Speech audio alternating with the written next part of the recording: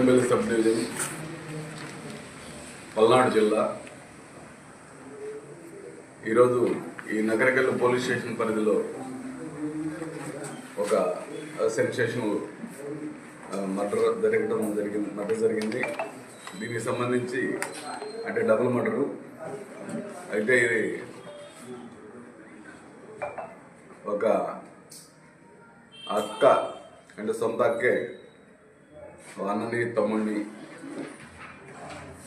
చంపడం జరిగింది. చంపడానికి కారణం మేము ఇప్పటి వరకు ఇన్వెస్టిగేషన్ చేసిన దాని ప్రకారం ఎస్టాబ్లిష్ అయింది ఏంటంటే, ఈ అక్యూజ్డ్ అండ్ డిసీజ్డ్ యొక్క నాన్న టీచర్గా పనిచేస్తూ రీసెంట్గా జనవరిలో చనిపోవడం జరిగింది. చనిపోయిన తర్వాత జనరల్గా వీళ్ళకి ఆశ కలిగింది రిటైర్మెంట్, అదే డెత్ బెనిఫిట్స్. చనిపోయిన తర్వాత గవర్నమెంట్ ఎంప్లాయీకి వచ్చే బెనిఫిట్స్ సుమారు ఒక 60-70 లక్షల వరకు ఉన్నాయి అనేటువంటి ఆలోచన వాళ్ళకి వచ్చి దాని మీద ఒకరికొకరు డిస్కస్ చేసుకొని పంచుకుందాం అని అడిగే క్రమంలో ఈఎంఐ నాకు కూడా ఇవ్వండి షేరు, ఈఎంఐ కూడా భర్త వదిలేసి ఉంది, సో నాకు ఇవ్వమని అన్న క్రమంలో ఈ అమ్మాయికి మేము ఇవ్వము, నీకు ఇచ్చే సమస్య లేదు, నీకెందుకు ఇస్తాము, మేము ఇద్దరమే పంచుకుంటాము అన్న క్రమంలో గొడవలు స్టార్ట్ అయ్యి చివరికి వీళ్ళు ఒకరికొకరు ఈ అమ్మాయిని వాళ్ళిద్దరు కలిసి చంపడానికి ప్రయత్నం జరిగే క్రమంలో ఈ అమ్మాయికి ఆ విషయం మళ్ళీ వాళ్ళ తమ్ముడే బైనేం దుర్గా, అతను అక్క నేను ఇలాగే వేసేస్తాము అన్న, నేను కలిసి వేయాలనుకున్నాను. ఒకరోజు ముందు దాగి చెప్పిన దాని మీద ఈ అమ్మాయికి ఆలోచన కలిగి ఈ అమ్మాయి ఆల్రెడీ భర్తను వదిలేసి దాదాపు 2-3 సంవత్సరాల నుంచి వేరే ఈ ఏటు ఇతను వెనకున్నటువంటి అతను ఆ నానయ్య అనే అతన్ని పెట్టుకోవడం జరిగింది. పెట్టుకొని ఈ కుర్రాడు సహాయం కూడా తీసుకుంది ఆ అమ్మాయి.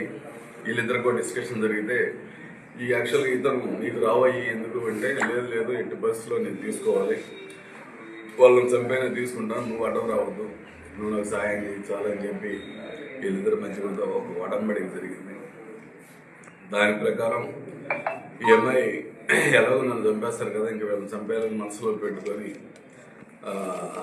పోయిన నెల 26వ తారీఖు నాడు వాళ్ళ తమ్ముడిని బాగా తాపించి ఈ యొక్క గోరంలో పోయే కాలంలో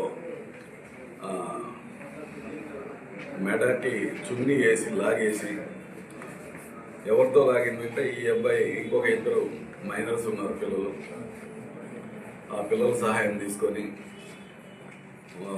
చెరవ బాగా గట్టిగా లాగేసి చంపేసిన తర్వాత ఎలా తీసుకెళ్ళాలి అంటే ఆ కాలంలో వేయడానికి వీళ్ళు చంపిన దానికి 1 కిలోమీటర్ 2 కిలోమీటర్ దూరం ఉంది, ఎలా తీసుకెళ్ళాలనే దాని మీద ఈ అమ్మాయి ఉంచుకున్నటువంటి వ్యక్తి దానయ్య బండి ఉంది, మోటార్ సైకిల్. దానయ్యకి ఫోన్ చేసి, దానయ్య మోటార్ సైకిల్ కావాలంటే నీకు ఈ టైంలో అవసరం అంటే పంపించానంటే అతను తీసుకొని బండి ఇచ్చి బండి మీద తీసుకెళ్ళి కాలువలో పడేసి వచ్చేసారు. అది ఏమైందంటే ఆ కాలువలో వేసినటువంటి బాడీ కొంచెం దూరం ప్రయాణించిన తర్వాత అక్కడ బాగా జమ్ము అది బాగా పట్టుంది, చాలా ఎక్కువ పట్టుంది. దాని కిందకి వెళ్ళి బాడీ అక్కడే ఇరుక్కుపోయింది. సో అందువల్ల ఆ బాడీ ట్రేస్ కాలేదు, ఎవరికి బయట వాళ్ళకి ఎవరు చూసే పరిస్థితి లేదు. అదే టైంలో మా వాడు కనపడలేదని కంప్లైంట్ ఇచ్చేవాళ్ళు కూడా లేరు. ఎందుకంటే అతను అన్న యాక్చువల్గా మా పోలీస్ డిపార్ట్మెంట్లో కానిస్టేబుల్గా చేస్తూ ఉన్నాడు. అతను ప్రస్తుతం బొల్లాపల్లిలో చేస్తూ బాగా తాగుడుకు అలవాటు అయిపోయి ఈ మధ్యకాలం అంతా మెడికల్ లీవ్లో ఉండి ఈ ఇష్యూస్లో ఉన్నారు. సో అతను కూడా మా తమ్ముడు ఏమయ్యాడని గత 26 నుంచి నిన్న ఆ కానిస్టేబుల్ చంపేంత వరకు కూడా అతను కూడా కంప్లైంట్ చేయలేదు.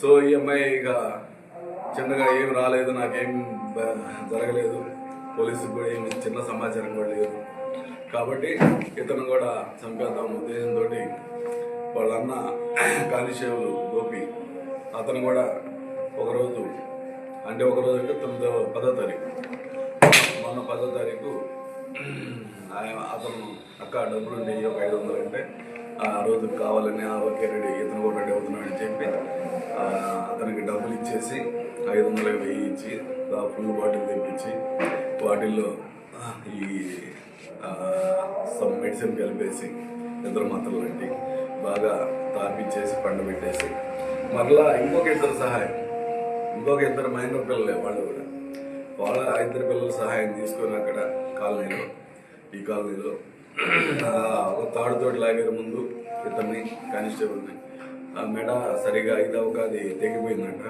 మరలా ఈ అమ్మాయి మెడలో ఉండే చున్నీతోటి మళ్ళీ లాగి అతను కూడా చనిపోయాడని కన్ఫర్మ్ చేసుకున్న తర్వాత ఆ బాడీని తీసుకొచ్చి ఈ మన మెయిన్ కాలువ ఉంది, అగ్రికల్చర్ మెయిన్ కాలువ, ఆ మెయిన్ కాలువలో తీసుకెళ్ళి ఇటు సైడ్ లోపలికి తీసుకెళ్ళి సుమారు 1 కిలోమీటర్ అవతల ఎడ్జ్లో ఉండి పడేయడం జరిగింది.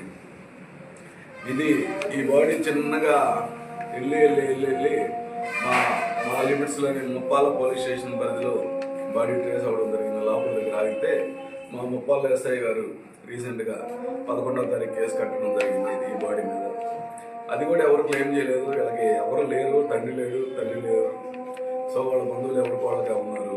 సో ఈ క్లెయిమింగ్ లేనందువల్ల ఆ బాడీ కూడా అన్క్లెయిమ్డ్ కింద మా ఎస్ఐ గారు 174 CRPC కింద కట్టి అది దర్యాప్తులో భాగంగా వెరిఫై చేస్తా ఉన్న క్రమంలో ఈ యొక్క గోపి అనే కానిస్టేబుల్ ఆ బాడీ అని చెప్పి కన్ఫర్మ్ చేసుకున్న తర్వాత ఆ యొక్క కేసుని ఈ యొక్క మర్డర్కి కనెక్ట్ చేసి ఈరోజు వెరిఫై చేసిన తర్వాత నిన్న రాత్రి ఈ అమ్మాయిని ఆ అమ్మాయి ఉంచుకున్నటువంటి వ్యక్తి దానయ్యని ఇద్దరిని అదుపులో తీసుకోవడం జరిగింది.